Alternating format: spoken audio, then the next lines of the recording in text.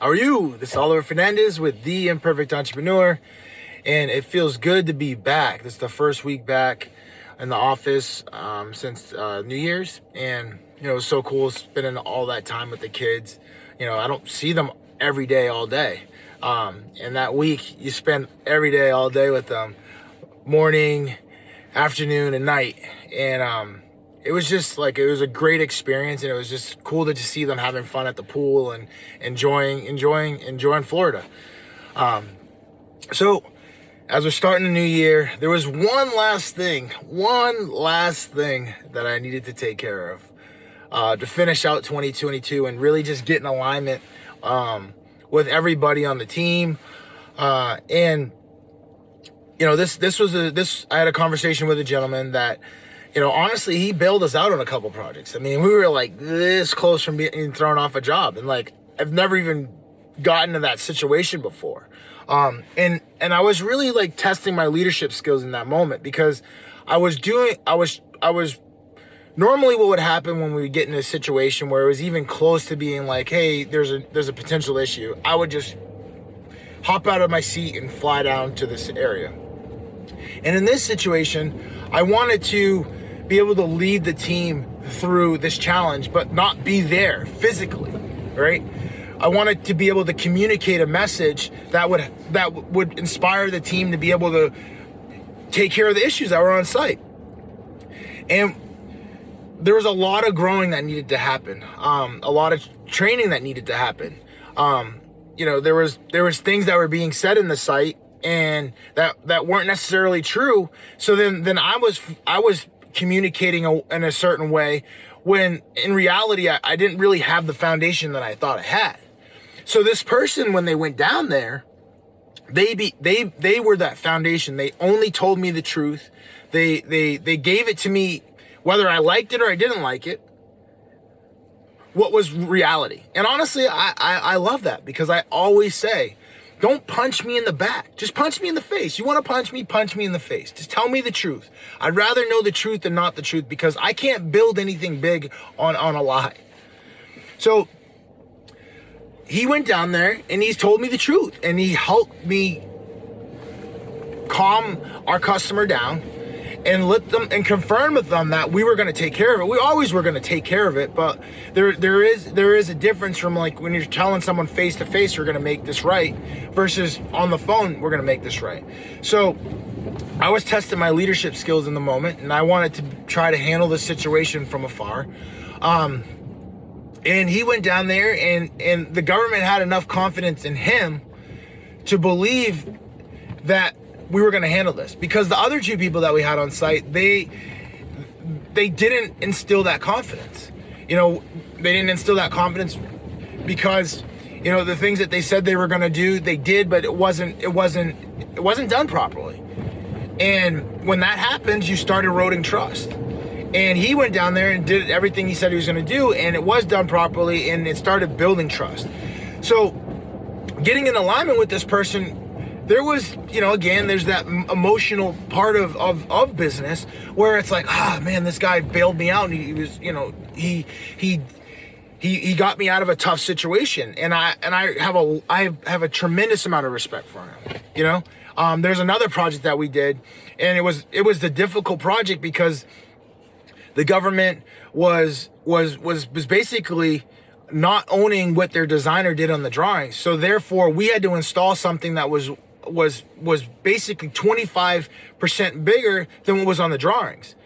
And it sounds simple, but like 25% bigger means that we had to shore something that's 25% bigger. And when I say shore, that means like hold back dirt. And this was like a deep excavation. This was like 30 feet in the ground. So when you're shoring 30 feet in the ground, and now all of a sudden you got something that's 25% bigger than what you originally thought it was going to be, that's a big number. So he fought and I fought, and we built a lot of trust in that situation, because he didn't let me down and I didn't let him down. And then now it's like we're in a situation where, McKinsey's changing. McKinsey's looking to do trainings every day. And we've always done trainings every day, but now we're looking to hold our team accountable to doing those trainings every day. Now we're doing a team meeting every day.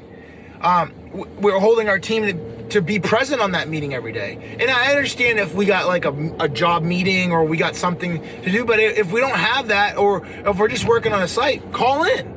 Like, let's touch base every single day. Get the whole team together every single day. It doesn't need to be for 30 minutes. It's 5 to 10 minutes.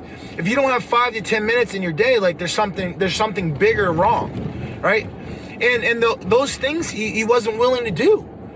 And what that let me know was that, yes, this person is trustworthy. He does what he says he's going to do. He's willing to get the company out of difficult situations, but this person also is selfish. They're only thinking about themselves. They're not willing to join the team call and add value to another team member. They're not willing to join the team call and add a different perspective to someone else's perspective. They're only thinking about themselves. They're only thinking about how do they take care of themselves in that moment. Every day I show up for the team, whether I want to or I don't, whether I'm feeling good or I don't, whether there's things going on in my life or not, I'm showing up. Why can't you show up? So like, that's one of the things, the biggest takeaways from doing these trainings and making them required for the team, is that you really get to see someone's true character. You know, they can be friendly and they can talk the talk, but like on a day-to-day basis, what are your actions gonna be? And his actions were, I don't want to do that stuff. So that's fine. Like, we can be subcontractor. You can work for us still, but you'll be a subcontractor. But you're not going to be a McKinsey team member, because there's too much liability that goes into it when you're my team member. And I'm taking full responsibility for that person, right? I'm making sure they get paid on a weekly basis. I'm making sure all of these things are in place. And if you're not all in, and you're being a distraction to the organization because you're not showing up, and then all of a sudden I got other superintendents saying, hey, what about this person not being there? Well, this person's not doing it. Now you're being a distraction to the organization. So now now instead of my focus being on how do I continue to move the team forward, how do I continue to inspire the team, how do I continue to provide for the team, and then have the team provide for themselves, right? How do I continue to do that? But now I'm distracted, focusing on, this person's not here, or this person's not doing what we've asked of them to do. So, like, great. Let's have a conversation. That's exactly what happened. I gave the person a call and then just said, hey, what's going on? I wanted to understand what your vision is with McKinsey. You know, there's been a couple trainings there's trainings that I asked you to do that you're not doing. There's team meetings that I've asked you to be on that you're not on. And this isn't. Where do you see yourself? The person said, like, hey, this isn't for me. Like, I don't want to do that stuff. You know, I don't. And basically saying that I don't want to listen to someone that I already know all this stuff. Okay, so you know everything, but you haven't created the same success as Grant Cardone. You already know everything, and you're gonna downplay the knowledge that can be learned from doing those daily trainings, right? And then I asked him, what's the most money you've ever made? He said $500,000. Asked him, what's the most amount of money you made in a year? He said $500,000. That's not bad, right? But like, here you are, you've made $500,000. How many people have you trained and taught how to make $500,000? I don't want to train people. Okay. So like, you're downplaying and you're basically diminishing the training that's going to teach other people on this team how to make $500,000. You're downplaying and you're saying that it's not that important. Like, you've learned how to make $500,000. Why wouldn't we want to train other people how to make $500,000? Why wouldn't we make the investment in our team to make $500,000? And yes, there's going to be some people that use the thing and they don't pan out. But like, I'm looking for the 1, 2, 3, 4, 5 people that will pan out, that do want it. We've had people come in the organization that literally have grown so much right in front of my eyes. have literally taken their game to another level.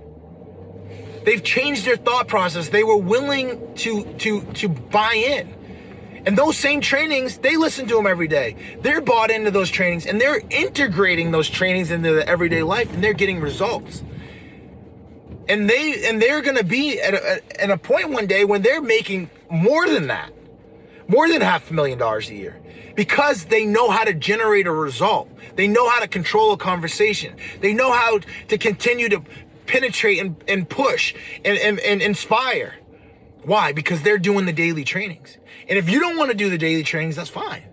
We just can't be team members because we're out of alignment. And you know and I know that there's something's going to happen, and who's going to be responsible? McKinsey's going to be responsible. And then if McKinsey's responsible, then McKinsey's also responsible to make sure that you're also growing as well, to make sure that you're also in alignment.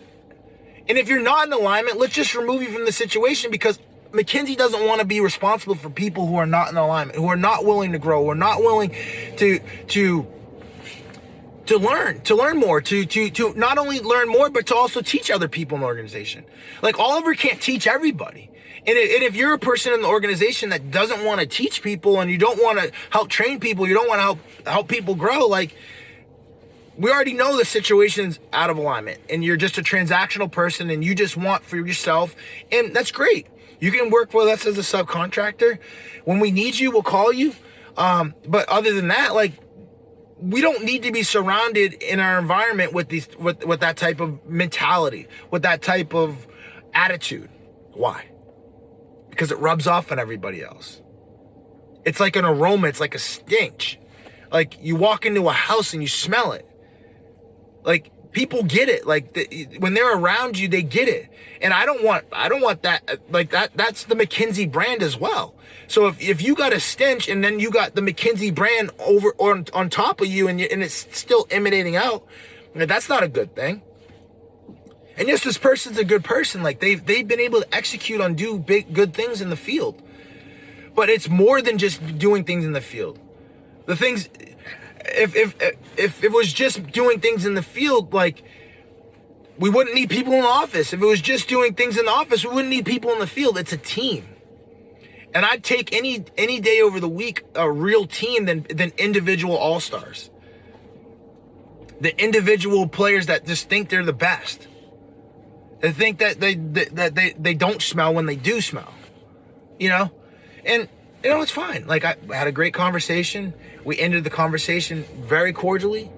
And I've always heard of those type of conversations. I've always heard of those conversations where it's like, hey, you cheers a glass and you each goes your separate ways.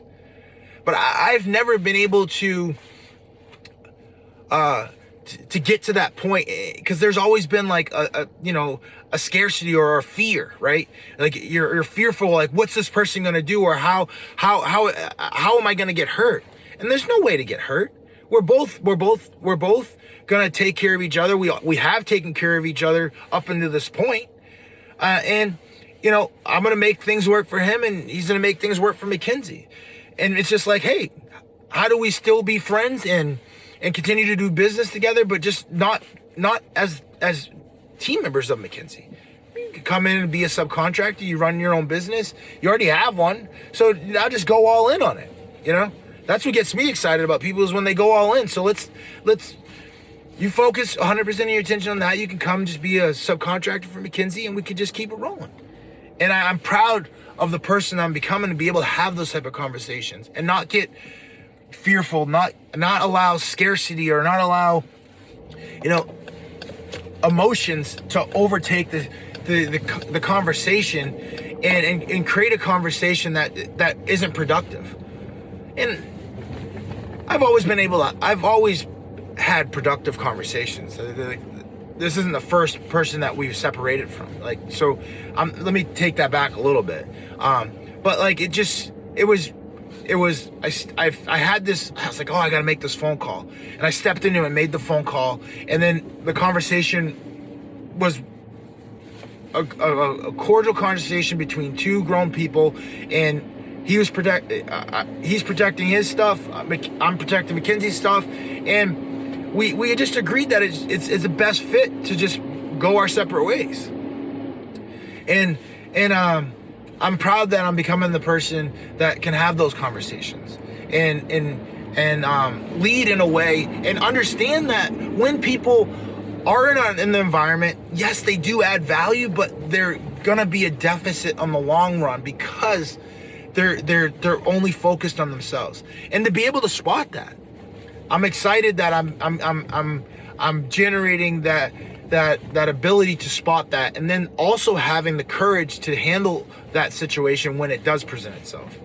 Because it's presented itself, and I might have spotted it in the future, like 5 years ago, but like, did I have the courage in that moment to go and have the conversation to get in alignment with the person or remove the person from the organization?